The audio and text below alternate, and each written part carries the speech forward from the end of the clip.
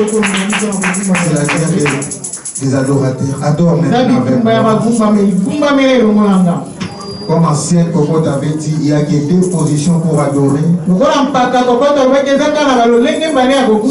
Qui est debout à genoux. Parce que nous sommes devant le roi des rois. Qui est devant les trônes. Devant les trônes de celui qui a fait les cieux et la terre. Devant les seigneurs des seigneurs. Qui est devant le roi des rois. Contemple maintenant sa grandeur.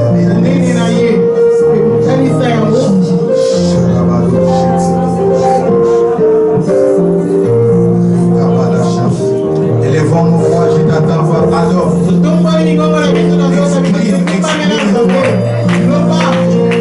Exprime-toi. Il est pour toi.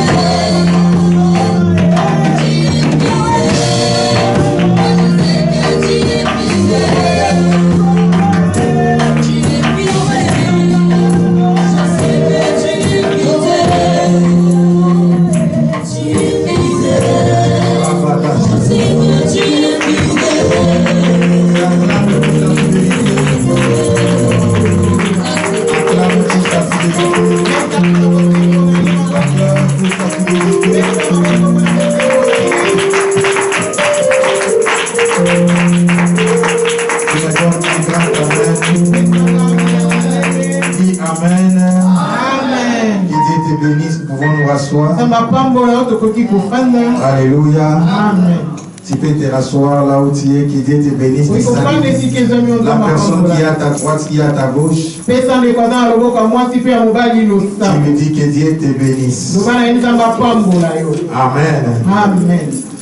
Dis-lui que Dieu te bénisse. Abondamment. Amen. Alléluia. Amen. Le Dieu de la Bible est fidèle. Je suis venu encourager une personne pour te rassurer que le Dieu de la Bible est fidèle. Celui qui t'a appelé est fidèle. Alléluia. Amen. Il t'a aimé le premier. L'amour de Dieu est extraordinaire. C'est l'amour éternel et sans condition. Cela veut dire que ça ne change pas. Alléluia. Amen. Aujourd'hui, Dieu m'a révélé un autre texte que nous allons associer avec l'histoire de la femme samaritaine. Prenons Luc 18, verset 9 à 14. Amen. Vous y êtes? Luc 18, verset 9 à 14. J'attends. Amen. Luc 18, verset 9 à 14. Alléluia. Amen. Si vous êtes prêts, je peux lire. Luc 18, verset 9 à 14.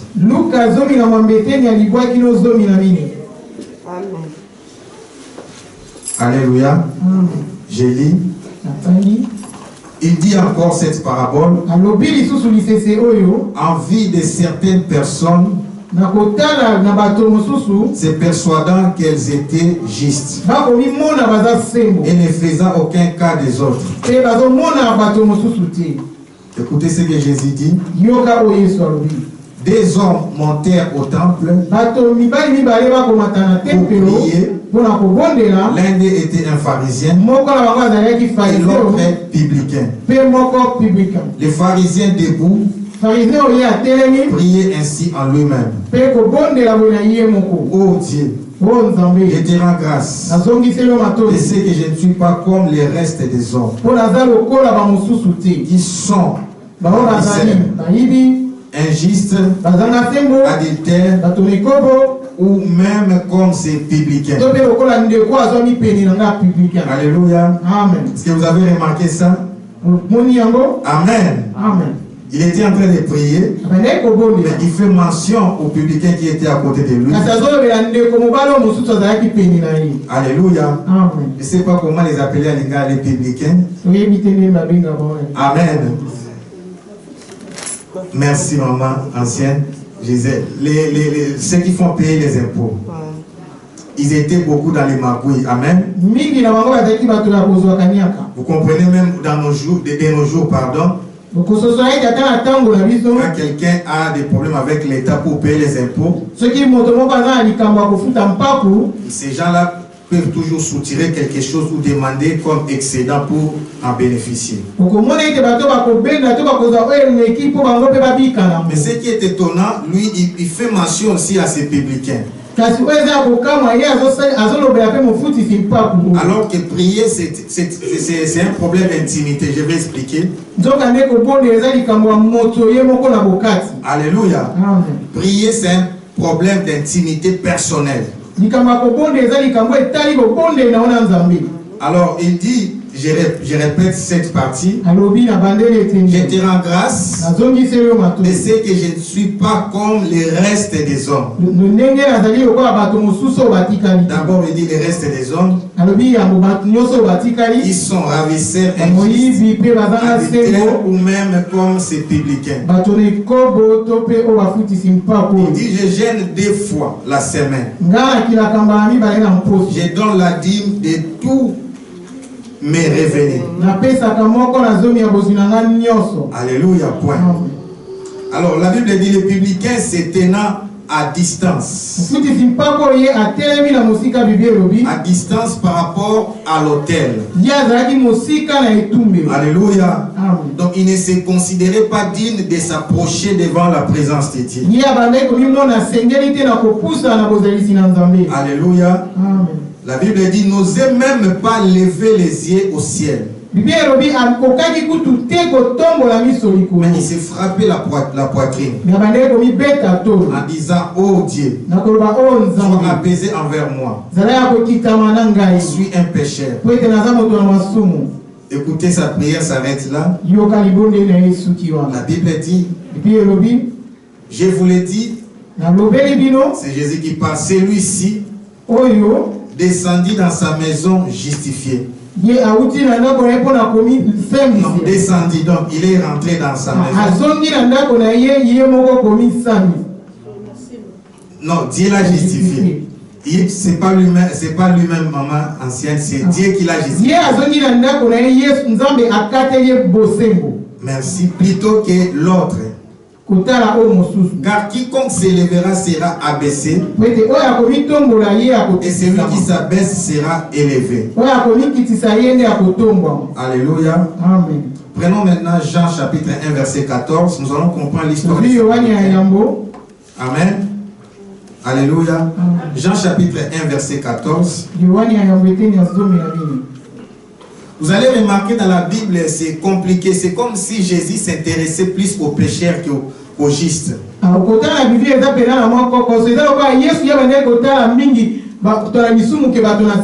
faisant même comparaison avec Jean-Baptiste, ils ont dit ceci. Il est venu, il mange avec les pécheurs, il boit avec les pécheurs, il est avec les publicains, comment dirais-je, les gens de mauvaise vie.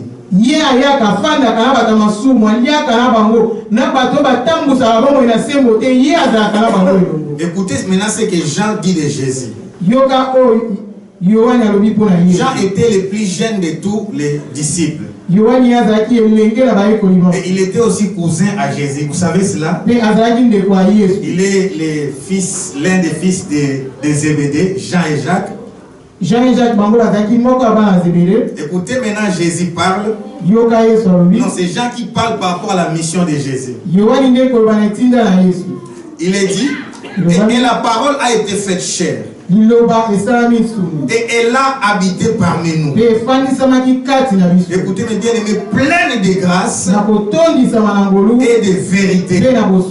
Et nous avons contemplé sa gloire. Une gloire comme la gloire du Fils unique venu du Père. Alléluia. Amen. Je répète, et la parole a été faite chair et elle a habité parmi nous. Mais comment? Pleine de grâce et de vérité. Alléluia. Amen. Parce que cette parole était pleine de grâce et de vérité. C'est alors que nous avons contemplé sa gloire. Une gloire, attention, comme la gloire du Fils unique venu du Père. Cela veut dire une gloire qu'on ne peut pas partager. Alléluia. Amen. Si tu sais, quand quelqu'un n'a qu'un seul fils et il a beaucoup de biens, donc il va s'investir sur ses fils. Toute sa gloire, toute sa richesse, ses efforts vont se concentrer ou se focaliser sur ses fils. Et Jean nous révèle, ce n'est pas n'importe quel genre de gloire. C'est une gloire comme la gloire du Fils unique venu du Père. Que Dieu bénisse sa parole. Acclamons la parole de Dieu. Amen. Amen. Alléluia. Amen. Nous parlons de la guerre des adorateurs. La guerre des adorateurs. On avait beaucoup parlé de la femme samaritaine. Aujourd'hui,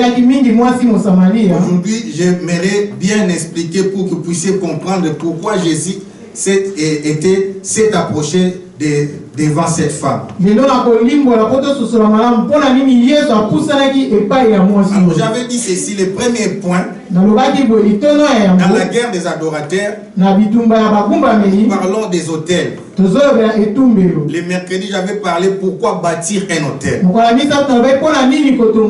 Bâtir un hôtel tout simplement pour créer un centre d'intérêt mutuel. Là,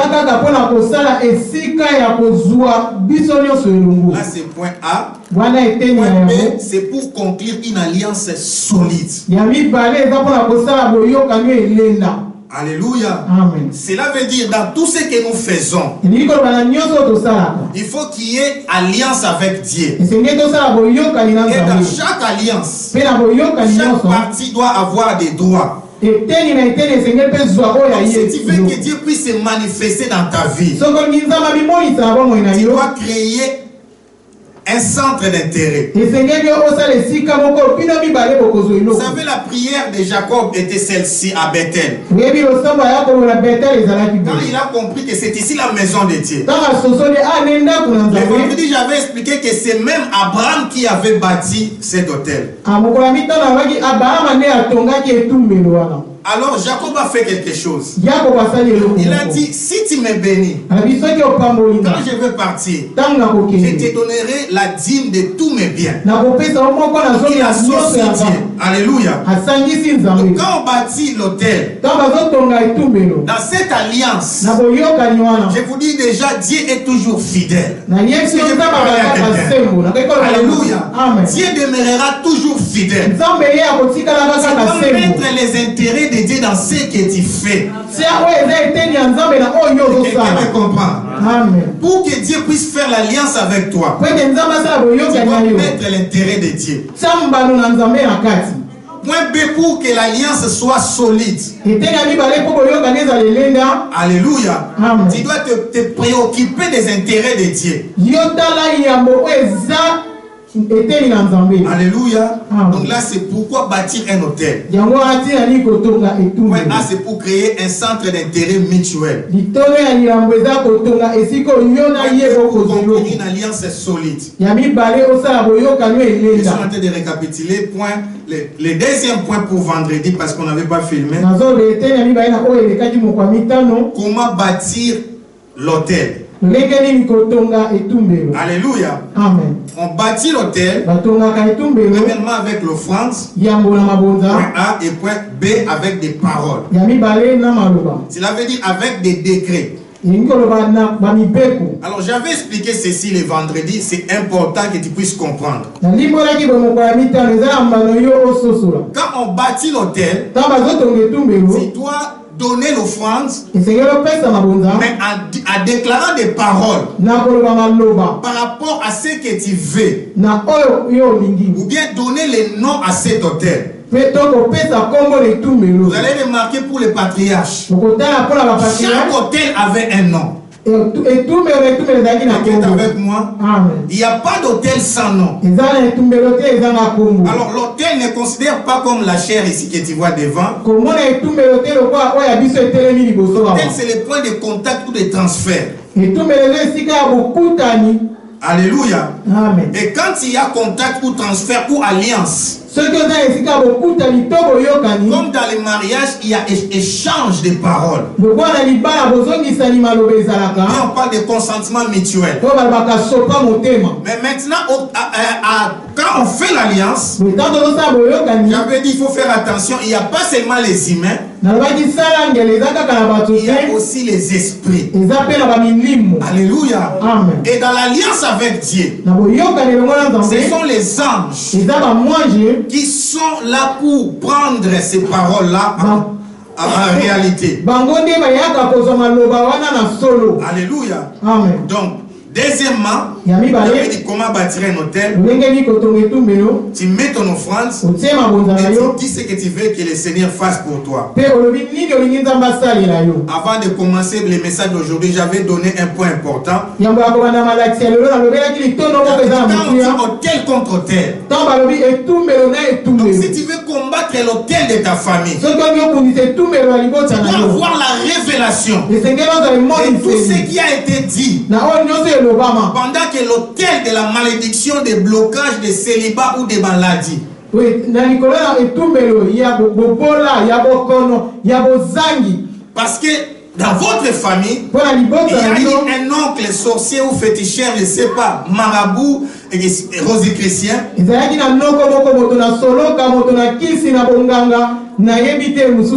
avait aussi bâti l'autel dans l'autre monde. Mais n'oubliez pas, dans la Bible dit ceci: toute arme forgée contre toi sera. Et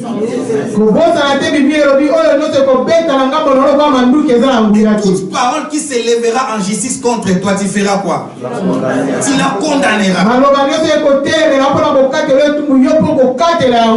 C'est la raison pour laquelle la guerre des autels se passe dans l'église et devant un sacrificateur. Cela veut dire de la même manière que l'oncle était parti chez un féticheur qui est un sacrificateur de l'autre côté. Donc si tu dois venir à l'église, c'est un sacrificateur de Dieu. Mais le but maintenant c'est de renverser, de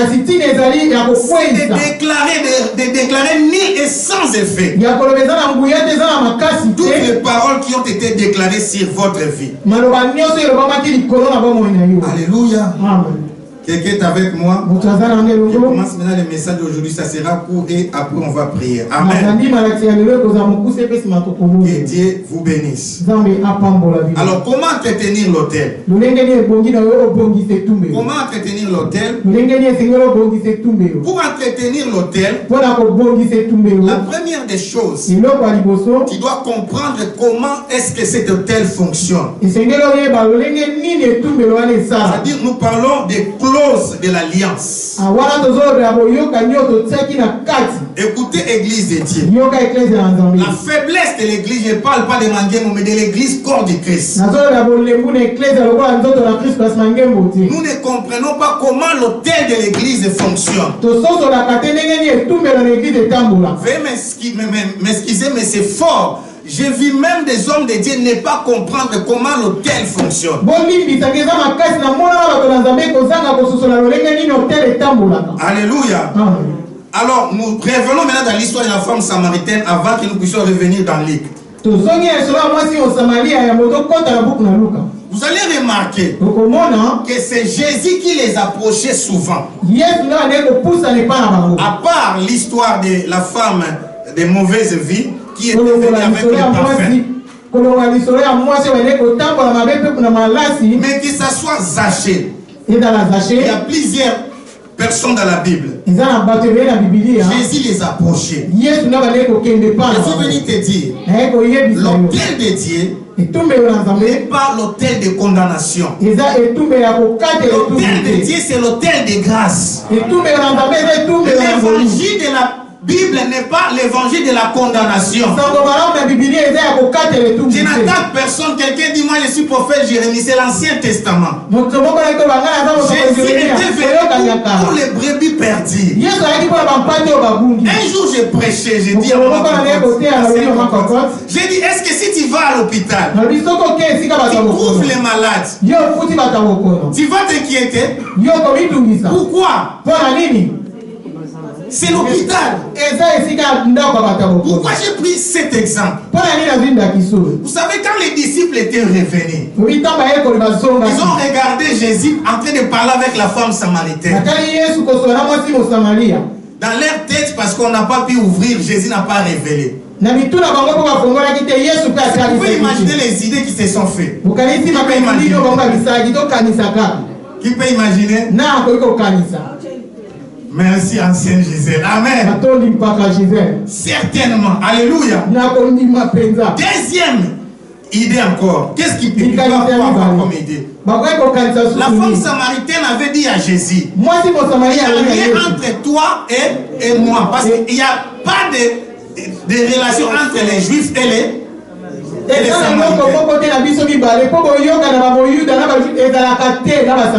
quand on a posé à Jésus la question, qui est ton prochain?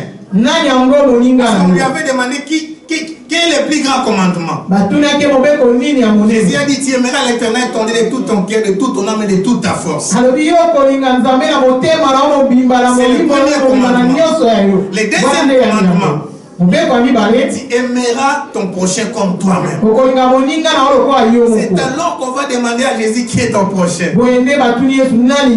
Alors avant de répondre, il donne l'histoire du bon samaritain. Vous connaissez l'histoire? Écoutez-moi, Église. Beaucoup sont comme ces pharisiens. Ils ont l'esprit de jugement dans l'église. Je ne parle pas de Mangembo église, je parle de corps du Christ. Alléluia. On veut consoler une personne ce matin. Je veux consoler une personne ce matin. Le Dieu de la Bible, il est le Dieu de l'amour. Il est patient. Il est riche en beauté et là en colère. C'est compatissant. Il y a plusieurs versets. La Bible dit, approchez-vous du trône de grâce de Dieu. Alléluia. Je peux vous donner ça. Alléluia. Approchez-vous du trône de grâce de Dieu. Afin d'obtenir miséricorde. Alléluia. Amen. Je donne Hébreu. Alléluia. Amen. Je prends Hébreu 10, 22. Hébreu 10, 22. Amen. Vous y êtes? Hébreu 10, 22. Je peux lire. Approchez-nous donc avec assurance du trône de... Non, Hébreu 4, 16, pardon. Prenons 4, 16. 10, 22, je vais revenir. Amen. J'ai beaucoup de versets. Hébreu 4, 16. Amen. J'avais d'abord déclaré Hébreu 4, 16. Tu prends Hébreu 4, 16. Amen. Je peux lire. Approchons-nous donc avec assurance du trône de la grâce afin d'obtenir miséricorde et de trouver grâce pour être secouru dans nos besoins. Alléluia. Amen. Alors, deuxième chose, c'est ce que je voulais donner comme hébreu, parce que vous allez dire il tolère les péchés. Non. Amen. Hébreu 10, 22. Hébreu 10, 22.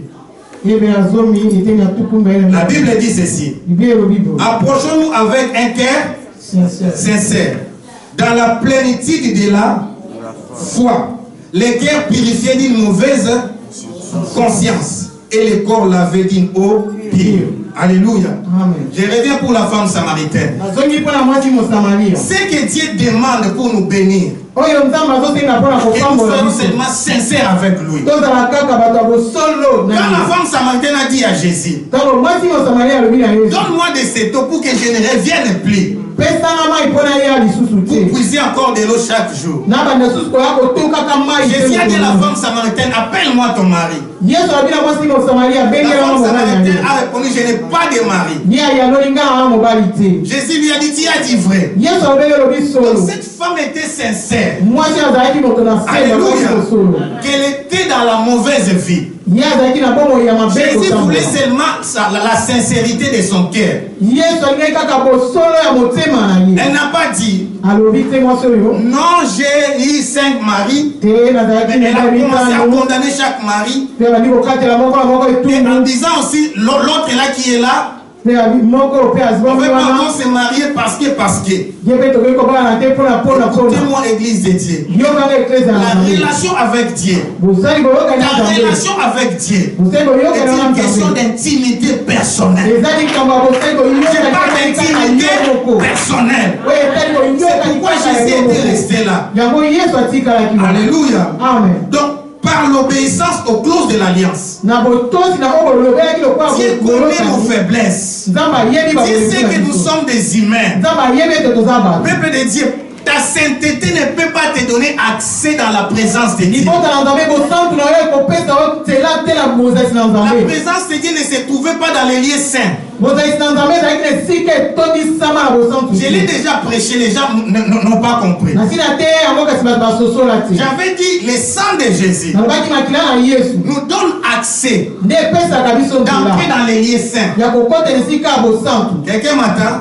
J'ai dit c'est fort. Mais pour entrer dans les lieux saints des saints, ça c'est la souveraineté de Dieu. Vous allez me poser la question pourquoi? Tous les Lévites étaient sanctifiés. Tous les sanctificateurs étaient sanctifiés par les sang lors de la consécration. Mais tous s'arrêtaient dans les lieux saints. Il n'y avait que les souverains sacrificateurs qui avaient droit d'entrer dans les lieux saints des saints.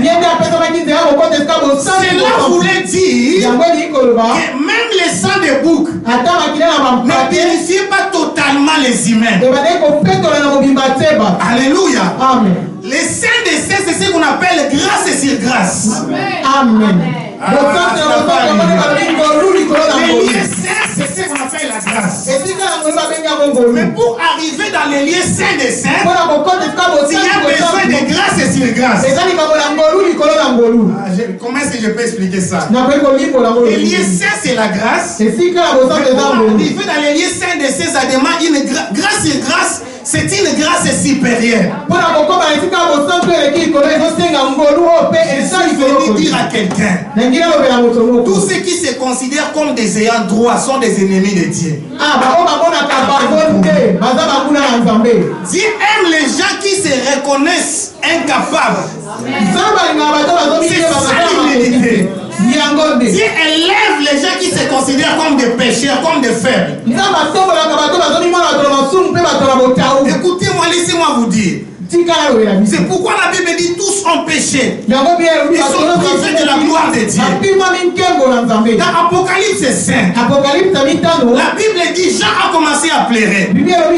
Parce que personne n'a été trouvé digne d'ouvrir les livres et d'en rompre les sceaux. Ça veut dire ni Moïse, ni les prophètes. Tout ce que tu peux croire comme des gens. Parce qu'il était dit sur la terre aussi et au ciel. Parce que pour ouvrir les livres de Satan, il fallait être un humain. Parce que c'était le plan divin pour les hommes. Alors qu'il y avait un seul humain qui a marché sur la terre, qui a été tenté en tout pour tout, sans commettre le péché. Le seul humain qui a marché sur la terre, sans commettre le péché, c'est Jésus. Je parle de Jésus. Il y a que Jésus qui est saint des saints. Oh mon Dieu. Alléluia. Amen. Donc c'est lui qui a la grâce sur grâce. C'est pourquoi Jean 1,14 dit ceci. En lui c'était pleine grâce. Grâce et grâce, c'est la plénitude de la grâce. Pourquoi Dieu a dit à Paul, c'est dans tes faiblesses que ma puissance se manifeste. La force de l'autel. On s'approche devant l'autel à reconnaître que tu ne mérites rien. L'autel de Dieu, c'est l'autel de grâce. C'est l'autel de faveur. C'est l'autel qui prend quelqu'un derrière et il l'amène devant. C'est l'autel qui prend des gens qui n'ont pas étudié, qui ne méritent rien, et il les accorde la faveur. Les gens qui se croient mérités, ce sont des orgueils. C'est pourquoi parfois tu n'es pas combattu par les humains. Mais non, tu es combattu par Dieu. La Bible dit Dieu fait grâce. C'est encore grâce aux humbles. Il résiste aux orgueils. La puissance de notre autel, c'est dans la grâce. Nous opérons sur l'autel de grâce. Donc dans la nouvelle alliance, il ne faut pas qu'il y ait des messages de méchanceté. Ce n'est pas l'évangile. Et dire à quelqu'un ce n'est pas l'évangile. De condamner un péché. Quand on a amené la femme adultère, Jésus a commencé à écrire. Il dit, qui parmi vous qui n'a pas encore commis un péché, qui soit le premier à jeter la pierre sur cette femme. La Bible commence par les plus âgés. Ce sont les plus âgés qui ont commencé à jeter les pierres. Et Jésus a dit à la fin, qui t'a condamné? La femme a dit personne. Moi aussi je ne te condamne pas. Je reviens maintenant dans l'histoire de Luc. Pour les gens qui viennent nous rejoindre. Aujourd'hui dans nos églises, si quelqu'un avait une mauvaise vie et il vient prier, on les regarde d'un mauvais œil. Donc il ne se retrouve pas. Il devient mal vu. C'est comme si tu ne devais pas te retrouver là.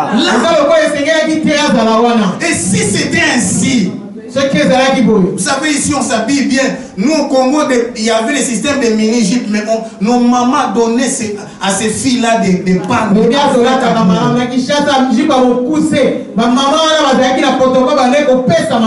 Alléluia. Amen. Je voulais dire ceci. La clause de notre hôtel, la force de notre hôtel, c'est l'amour. La Bible dit errez les miséricordieux, car ils obtiendront miséricorde. Alléluia. Amen. L'autel de Dieu n'est pas l'autel de jugement. Vous savez pourquoi? C'est quelqu'un m'entend, vous savez pourquoi? Dis-moi jusqu'à présent. Parce que nous sommes dans la dispensation de la grâce. Nous sommes au temps de l'église. Au moment où je te prêche là, Jésus n'est pas ton juge. Jésus est qui pour toi? Oui, merci pasteur Samuel. Maintenant là, Jésus est assis à la droite du Père. Comme intercesseur, comme notre avocat. Chez l'avocat, on doit être sincère. Chez l'avocat, on dit même que j'avais tué. Lui va chercher à sa manière pour être justifié. Je suis venu t'annoncer la bonne nouvelle. Les avocats du monde ne peuvent pas nous justifier. Mais nous avons un avocat qui lui-même était devenu victime. Quand Jésus te justifie, il prend ta place. Il dit au diable, le péché que tu es en train de dire, c'est vrai, il a commis ça. Mais il y a une chose, moi je n'avais pas commis le péché. Moi je suis substitut. Je prends sa place. C'est-à-dire qu'il reconnaît tes faiblesses, tes fautes. Mais il dit j'avais pris sa place. Comme tu m'avais tué, moi j'avais rien fait. Comme je l'avais déjà racheté. La rédemption veut dire, c'est racheter. Alléluia. Amen. Donc l'autel, pour que nous puissions voir encore la puissance de Dieu dans l'église. Il faut comprendre que l'autel que nous avons, c'est l'autel de grâce. Cela veut dire, tu vas arriver là où je suis en train de t'expliquer. Si c'est l'autel de grâce, cela veut dire, c'est vrai que tes oncles étaient dans la sorcellerie. C'est vrai que dans ta famille il y avait des liens. C'est vrai que tout ce qu'ils avaient fait était mauvais. Mais quand tu viens à l'autel de Dieu, Jésus dit à tous ces sorciers qu'il avait déjà payé le prix. Il t'avait déjà racheté. Donc toutes ces malédictions n'ont plus des effets. Parce que la Bible dit une malédiction sans cause n'a plus d'effet. Or, la cause de ta malédiction, et le châtiment qui nous donne la paix, est déjà tombé sur Jésus. Alléluia. Amen. Ces pharisiens disent, Je ne suis pas comme ces publicains. Écoutez-moi, église de Dieu. L'autel, c'est les liés de la grâce.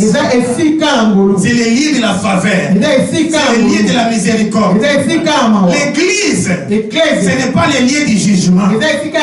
Normalement, dans l'église, la vie on vient à l'église pour entrer en intimité avec son Dieu. Si le pharisien dit, maman Isako, je ne suis pas comme lui, je ne suis pas comme les autres. Je suis venu dire à quelqu'un, on n'est pas appelé à se comparer avec les autres. La Bible dit, notre course, le but des enseignements, et que nous puissions atteindre la stature parfaite du Christ. Nous sommes appelés à devenir comme Christ. Or, tu ne deviendras pas comme Christ là. Parce que ce corps, c'est le corps incorruptible. Nous ne deviendrons comme Christ que c'est le corps mortel. Ce corps corruptible sera transformé au corps incorruptible. Ça va se passer les jours de l'enlèvement. Les jours de l'enlèvement, nous allons quitter ce corps. C'est pourquoi l'apôtre Paul parle de l'attente. C'est pourquoi il dit, je traite dignement mon corps. Je reviens ce que pasteur Nico avait dit. De nature, toute personne est mauvaise. Dans la chair, il y a la méchanceté. C'est pourquoi tu dois beaucoup prier pour maîtriser ce corps. Dernier point que nous voulons prier, le développement de l'intimité. Amen. Mais maintenant, qu'est-ce qui fait la différence?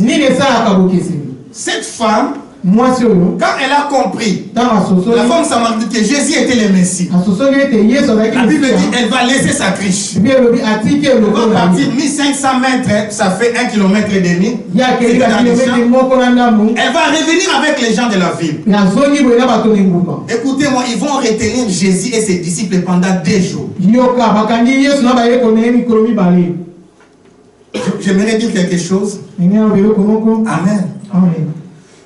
Si tu comprends ce que j'ai dit maintenant, tu ne seras plus jaloux. Écoutez-moi, église. La Bible dit, c'est la bénédiction de l'Éternel qui enrichit. Il se fait suivre d'aucun chagrin. Et l'élévation ni de l'Orient, ni de l'Occident, ni du désert. Et c'est l'éternel. Quand tu combats quelqu'un qui est élevé, tu ne combats pas la personne. Est-ce que David s'est choisi? Qui avait choisi David? Mais pourquoi David a été choisi? Parce qu'il était l'homme selon les cœurs de Dieu. Laissez-moi vous donner cette illustration et vous allez comprendre. Alléluia. Amen. Le problème ici, c'est le problème de ton intimité avec Dieu. Je suis venu dire à quelqu'un, Dieu nous aime tous. Mais l'intimité de chacun de nous avec son Dieu est différente. Donc, ton problème, il y a quelqu'un qui m'attend. Ton problème n'est pas même les démons. Ça va te troubler. C'est pourquoi je parle de la guerre des adorateurs. Ton problème, c'est ton intimité avec Dieu. Si Dieu t'aime tellement, il va prendre charge des démons qui te combattent et de tes ennemis. Je voulais dire aux gens que Dieu n'aime pas tout le monde de la même manière. Mais cela ne dépend pas de Dieu. Cela dépend de la façon chacun de nous aime c'est Dieu-là. Plus il aimera Dieu, plus Dieu t'aimera. C'est pourquoi je suis contre tous les gens qui disent Ngaba lingaka ngate, yondo lingaka batute. Je contre toute personne qui dit que moi on m'aime pas. C'est toi qui n'aimes pas les gens. Les femmes peuvent fermer les oreilles. Je vais terminer par là. Je vais parler seulement aux hommes. On ne pas oublier c'est un gros vérité. Quand nous étions des enfants, des jeunes, maman elle pissait. Moi, nous on était à l'école des garçons. On était à Lingua. Mais les garçons se disent ceci. Moi, si nous sommes sur l'accès, toute femme, si tu prouves combien tu l'aimes, les femmes peuvent ouvrir les oreilles. C'est pourquoi aussi il est conseillé aux femmes. Quand quelqu'un est en train de te draguer, tu ne l'aimes pas, ne continue pas à l'écouter. Ne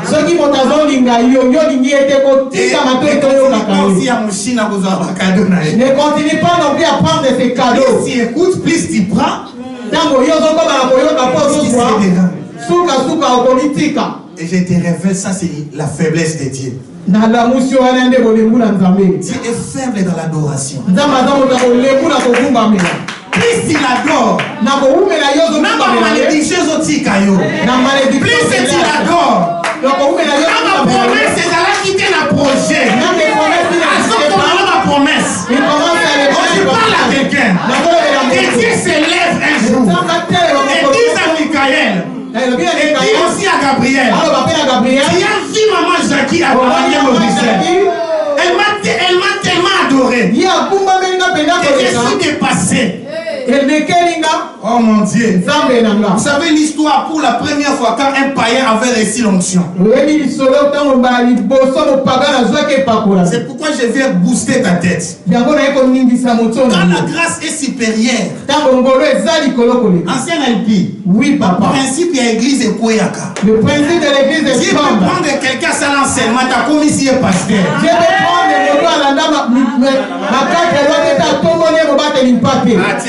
le première fois, pour recevoir le Saint-Esprit, il faut accepter Christ comme Seigneur et Sauveur.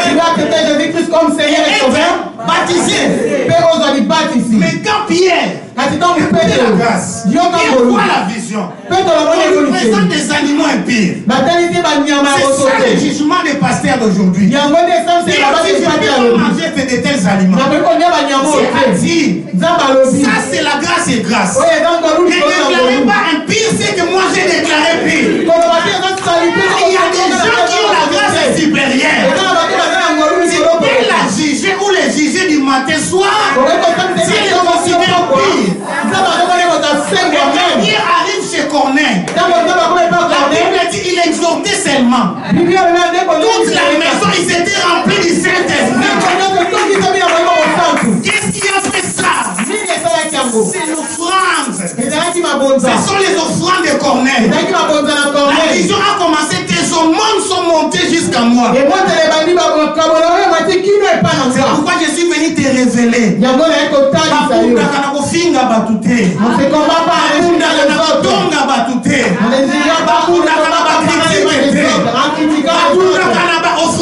On combat à part des offrandes. On combat aussi en élevant les seigneurs. Si tu donnes bien, si tu donnes bien, je dis la bénédiction te cherchera. Je dis le mariage te cherchera. L'élévation te cherchera. La grâce de Dieu te cherchera. C'est l'une des raisons vous voyez un prophète nous visiter. Un prophète peut nous visiter. Mais tu sais comme s'il ne prophétise jamais sur toi. C'est comme si on ne te voit pas. Le problème ce n'est pas les prophètes. Le prophète n'est qu'un envoyé de Dieu. C'est par ton adoration et ton offrande qui va monter. Et Dieu va envoyer un ange avec un message pour que tu sois béni. Je suis venu dire à quelqu'un, la vie appartient aux gens qui opèrent sous un ciel ouvert. Mais non pas par leurs efforts, mais dans la grâce de Dieu. C'est pourquoi vous voyez des pasteurs empoisonner leurs collègues. Parce que lui aussi lit la Bible. Lui aussi j'aime. Mais il ne reçoit pas les résultats de l'autre. Lui aussi intercède. Mais tout dépend de l'intimité. On dit souvent, L'enfant obéissant, c'est lui qui moi en champion. C'est pourquoi je déclare. Ils te feront la guerre. Ils te feront pas. Ils te feront la guerre. Ils te feront pas. Parce que tu es l'intime de Dieu. J'ai dit, tu es l'ami intime de Dieu. Tu es l'ami intime de Dieu. Tu t'aimes tellement. Oh, ils sont venus dire à Jésus, Lazare, ton ami que tu aimes, est malade. Pourquoi ils ont dit ton ami que tu aimes? Parce qu'ils savent en disant ça. Jésus va tout abandonner. Oh, je suis venu t'enseigner à aimer Jésus plus que tout. Je suis venu t'enseigner à être un grand adorateur, une grande adoratrice. Je suis venu t'enseigner l'amour de Jésus est supérieur à tout. Peu importe ce que les gens peuvent penser sur toi, peu importe ce que les gens peuvent dire pour toi, je suis venu t'annoncer. Jésus t'aime tel que tu es. L'évangile de la condamnation n'est pas biblique. Parce que l'évangile c'est la bonne nouvelle. L'évangile ce n'est pas la mauvaise nouvelle. Écoutez-moi, Église de Dieu. L'évangile c'est le message de l'amour. L'évangile c'est le message de la grâce. Dieu nous a aimés sans condition. Dieu nous a aimés tel que nous sommes. Arrêtons de prêcher le jugement. Arrêtons de prêcher la condamnation. Arrêtons de prendre notre comportement et d'inculquer ça à Dieu. Pour le moment, ton grand frère est ton avocat. Ton grand frère n'est pas encore ton juge. Il est ton avocat. Il est là pour te défendre. Le ministère peut monter. Commence à adorer. Commence à adorer. J'ai dit à quelqu'un que Dieu t'aime. J'ai dit à quelqu'un que Dieu t'aime tel que tu es. Dieu t'aime ainsi. Son amour est supérieur à la méchanceté de tes ennemis. Son amour est supérieur à la méchanceté de tes adversaires. Son amour est supérieur à la méchanceté de ton entourage. Son amour est supérieur à la méchanceté du sorcier de ta famille. Son amour est supérieur à la méchanceté des magiciens. Son amour est supérieur à la méchanceté des marabouts. Son amour est supérieur à tout. Élève ta voix, commence à adorer ce Dieu. Adore ce Dieu. Adore ce Dieu. Commence à l'adorer. Commence à l'adorer. Commence à l'adorer. Adore, adore. C'est la guerre des adorateurs. Adore ces grands dieux.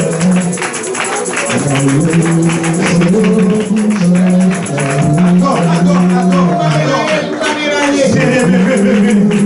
Dis-lui que tu l'aimes.